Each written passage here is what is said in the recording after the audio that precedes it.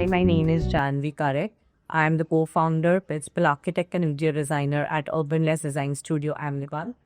Hi, I'm Jugal Bhatt. I'm an architect and urban designer at and co-founder at Urbanist Design Studio, Ahmedabad. So, Urbanless was founded in the year 2020, and we have been practicing for the past 5.5, 6 years now. And the practice is largely based on a very simple philosophy where we don't want to assign ourselves to any specific design language.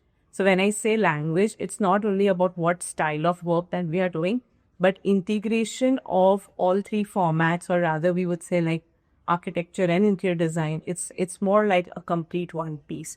So that is overall that we follow, and we are a young team of 15 people now, and we work collaboratively with structural designers, architects, interior designers, but the overall ideology is more about experimenting with newer materials and being open to different styles and techniques that comes close.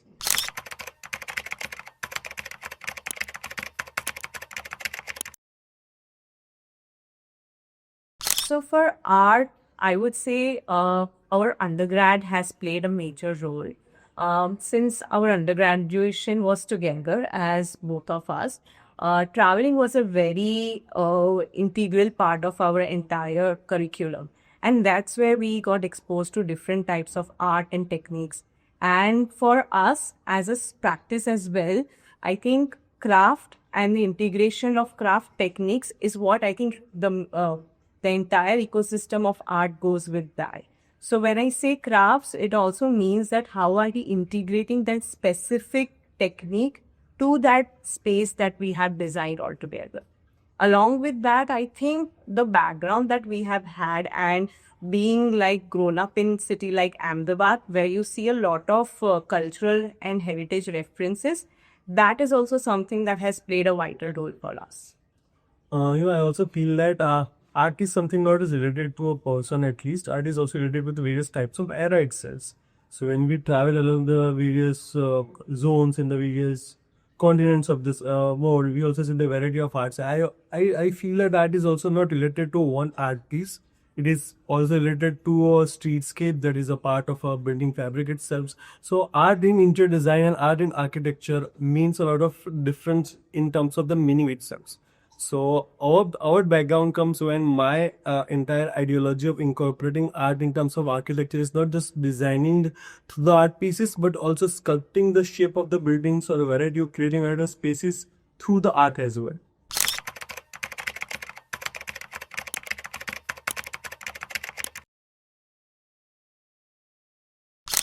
So I would like to take the art and architecture first. So art and architecture is very deeply woven with itself. So art is just not related to a piece of art, but is also related to if I got a site which has a variety of natural monuments or variety of natural resources in it. So just one example, very rare types of stones or maybe a type of vegetation. And how do an architect integrate all those natural art pieces into their design is also one type of integration of art into the architecture.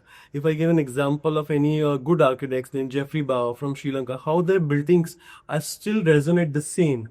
Still, it is designed almost a 50, 60 years back, but the variety of incorporation of that your site-specific details or in any site-specific elements, which is a part of nature as well. So in his work, I found there is not a requirement of an art piece in itself in architecture, but he brings nature art pieces into the design. If you see the variety of project in Kandirama Hotel or any type of good resort designed by him, variety of natural art pieces are always there. If there is a stone on a site, it is what is kept as it is shaped in a natural form or shaped in a very particular form. So I find that art is also sculpting the natural elements in itself as well. But as far as I know, art is also enhance the interior part of the spaces as well, which I think Janvi can talk about nicely at that.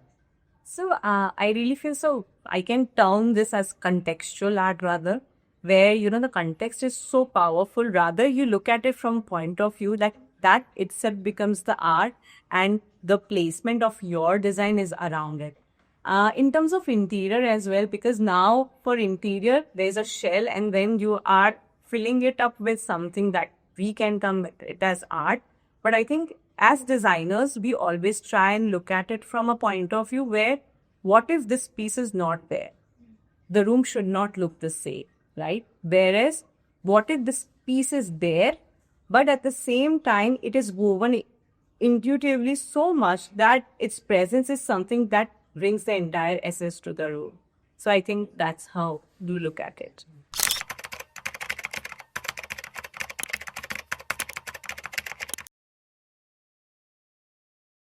So I think for this, I have a very specific project in my mind, which is a recently completed project. It's called Asterix.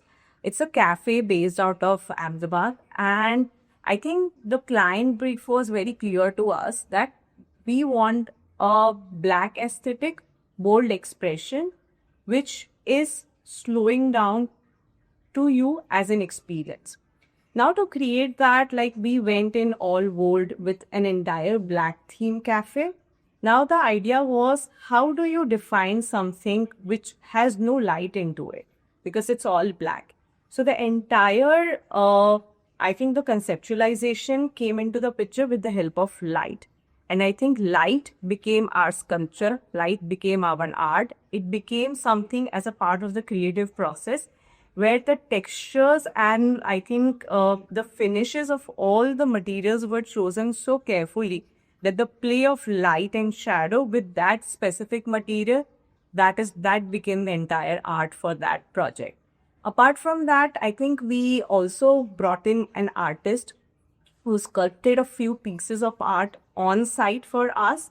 But again, that was keeping in mind like there was a small window which had light coming in, and then the entire artwork was conceptualized with something that has golden foil in it, and the light at a specific hour in the day falls on that, and then in the entire room the only focus goes on to that artwork. And then, of course, he played with different kinds of material, terrazzos, a lot of, I would say, sculptural pieces. Furniture itself also was, so we have a corner there and we have a huge log of tree that has become a lighting piece. And beneath that, there's a very long live edge wood table. I think that entire cave corner, as we call it, becomes the art or more like a corner which looks like it has a story to tell. So yeah, Asterix it is. I would like to add into that after once we designed it, I think it's located on the SG highway. Well, the site is almost at the the road from the site is of the also elevation of one floor, right? So it's a G+1 story structure. So as she talked that we have designed a very beautiful art piece which has a nice aluminum foil into it. So we have not realized it, but when we are passing by that at the night, that acts as a centerpiece. So it exactly located at the center of the building. So when I'm passing through that, and if I'm looking at the center of that window, I can see that rectangular piece of card which act as which add the symbolic value to the building. So whenever someone is passing by, they can really observe that, and maybe they can mark it as a place where you can see that piece of art, and then you have your asterisks. So it acts as that kind of place. So I will say that it's not just for the enhancing the interior space, but from inside it is enhancing my architecture as well.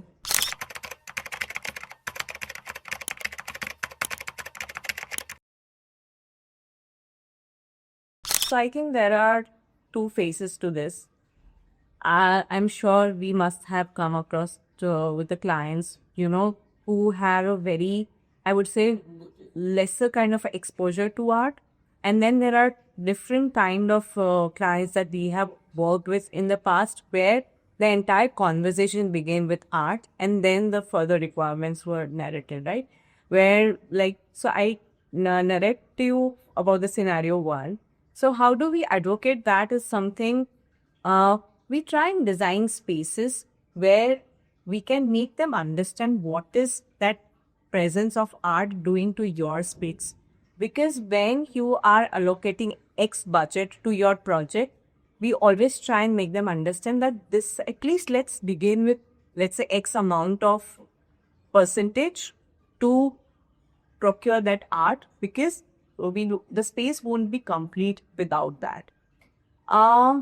And then when we try and bring it, so like I mentioned, that art is not just about that one single frame that we are getting in, but curating few pieces of, let's say, terracotta or something, like there's a set of something and we want to make that corner out of it.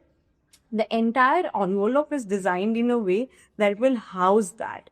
So that's when, even when the project is near completion and we all know that we work with tight budget, then also we'll try and convince them, see, this space is going to look empty, right? So we need to have something that has a story to tell. One way is that. And the second is, like, I've had clients where, the entire conversation began with a client that I'm a Gujarati, my husband is a Malayali, and we want to have different types of heritage and culture woven across this entire project. We want to have a gore painting, we want to have kalamkari, we want to have madhubani, and then based on that we had to actually design a space which is all bare shell walls. The entire project is done, and then we took, like, I think 20-30% of the budget of the project just to get that art. So I think there are two ways to it, but as I think being young architects, we are trying to establish a practice or a system where we say that everything is woven all together and we don't have to get a choice that isko isse replace kar dete hain. So yeah, I think that's how we try to.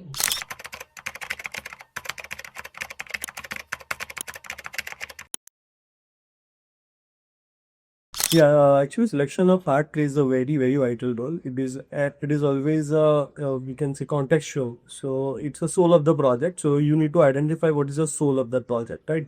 So if you see in terms of commercial spaces, if you look down the spaces like corporate offices, if you see any kind of a pharmaceutical offices or any kind of a maybe a builder lobby office, right? So the art in that spaces, art reflects to to build symbolism, rather than we can say that they also feel like filling up the wall with something which attracts people as well. So in that time, art plays a very important role, could generate any kind of attraction, because when I am sitting here, I have a rather than seeing it with the blank walls, I should see something art. So in commercial entity, art changes the role is specifically.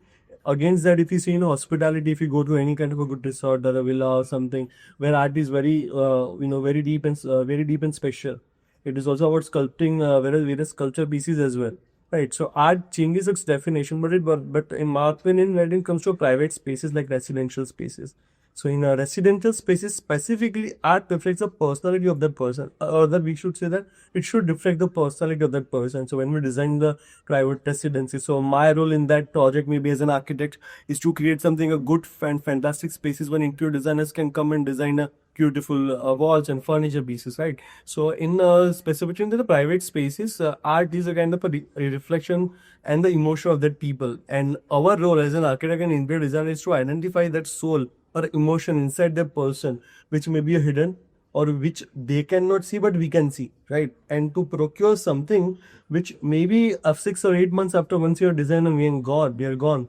they should feel that no, this identification of this wall piece or this art piece reflects me or my personality, or reflects talks about my talks, right? So that is what art in the private space is all about, I think, which is nowadays is coming into very good practice. That before, when we started early 2019-20, it was difficult for any person or any people to convince to incorporate such pieces inside their houses.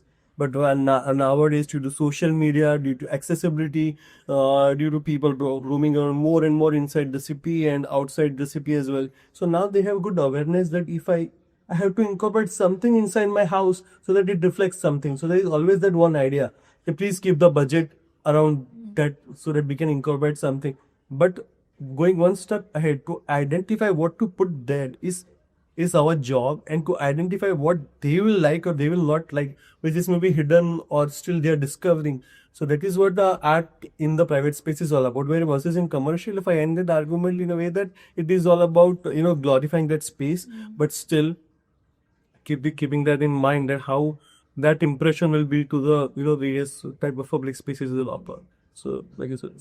So I would just say, like, I have two narratives. One is, I think residential is more about storytelling of who is there, whereas commercial is about building that story and telling somebody, what is this space about?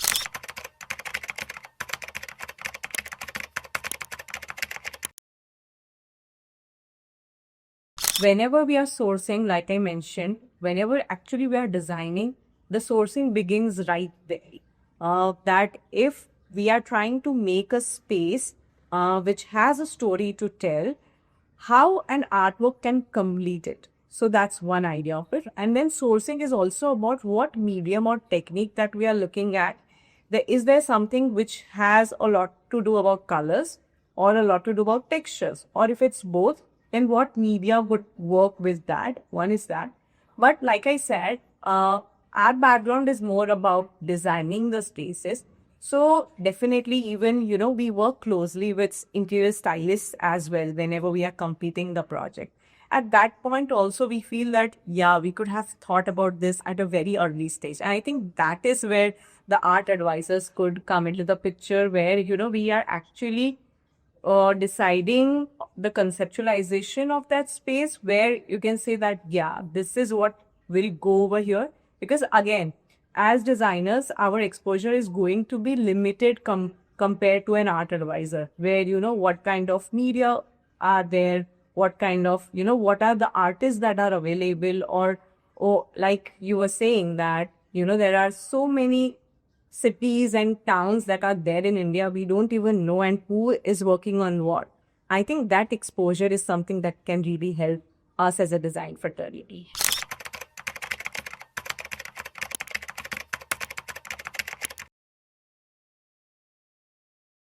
To answer this one, I have a project in mind that we worked ago, I think 1 year ago. And we were doing this corporate space for a pharmaceutical office, wherein we had to bring in a lot of different types of decorative lighting pieces. Now, like I said, that why we are doing corporate spaces like that, where every new user or visitor is going to have something at the back of their mind when they are entering into that space, they should be able to absorb that, okay, this space or this specific uh, pharmaceutical company has a story to tell. Now for that, what we thought was, because the entire space was dark, we wanted to bring in that warmth of something which is very indigenous in terms of materials. And then we closely worked with a lot of local artisans around that context, which is like, so the office is located 100 kilometers from Ahmedabad, which is somewhere near Mehsana. So we worked with local artists there, where we tried and explore different kinds of origami paper forms to like make that lighting. Then we also worked with a lot of bamboo artists around the country, somewhere around Maharashtra actually, where we were able to source a lot of cane and wicker kind of lighting pieces. So there were two different spaces altogether. One was about narrating the philosophy of that specific company, where the paper origami lighting came into the picture, and then it shaped the entire volume because it was a triple height volume. Whereas there was another reception and waiting lounge area wherein we wanted to bring in that warmth. So all the different kinds of lighting pieces, they were conceptualized from bamboos at K.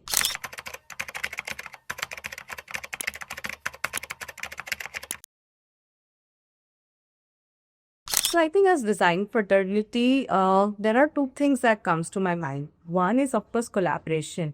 When we attend a lot of exhibitions or design arenas, we get to know a lot about what kind of different art pieces or different types of mediums are coming now, and how different materials are used to experiment to generate a different product altogether.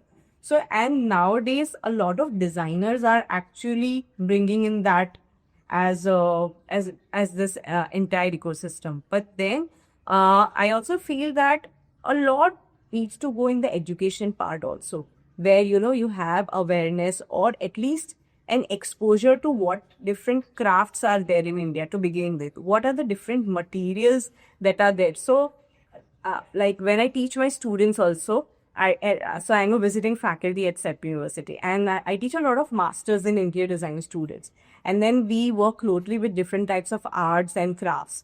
And how do you integrate with them at a research level as well? So the first thing is, like, I feel there is a lot of gap between these things. There are so many, I think thousands and thousands of different types of art and crafts that are prevailing in India, depending on different context and region. So what can be done as a community level thing where there's just something where I want to read about how does beaten brass taken into practice, or what kind of things that can be made out of that, and then about different explorations that are done. So I think that awareness is something that can be done first, and second is the collaboration on. To add into that, of course, when Parishi and collaboration. So collaboration is not only just at the level and we just collaborate with the artists. I feel that at the city level there has to be some public forums. Public institutions should be incorporated as a part of the space where these kind of artists can come and show. Like there are a lot of examples. If you talk about the Ostrapur hardware, there is a space allocated to the various typologies of artists to come and display their arts, and people can come and buy and sell together. So I think there are a lot of focus given the art in terms of handicrafts. But if you take it the interior design and the level when we can take such art into incorporation, maybe that can be promoted more. So that when layman or a people in a form of a client, if they can just walk around, they can see, they can purchase and buy their own selves as well.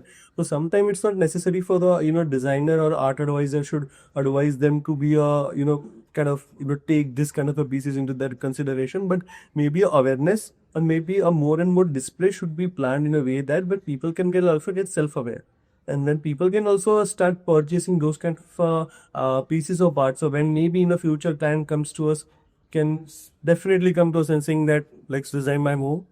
I have this many types of art pieces, 10 to 15 art pieces. Please try to incorporate it in my space. So we were imagining it at that level when people get too aware about the variety of art pieces in that way. So when people travel, they do see. If I go to Kutch, if I go to various parts of Dang, if I go to various parts of the regional regions of and around the Ahmedabad and around Gujarat, people do see this kind of forms of art pieces, but sometimes they will not buy it. But when it comes to the city, when it comes to the locality, when it comes to the nearby places where the display forums can be organized in like that, maybe you can see the festival like Abhivyakti, because there are a lot of artisans and what kind of a young crowd comes together, collaborate and try to develop a variety of arts together. But these are still a techno art pieces where they have variety of like four pieces installation come together. There are small and big kind of art. I can call it art pieces come together and they sell it. But maybe collaboration like that, festivals like that can be incorporated more and more when artisans are invited by the private or government body. So there are also a lot of push from the government side. There are also a lot of large scales of exhibitions are also happening, but maybe the issue is related to the awareness. More and more awareness can bring the art to more better hands made.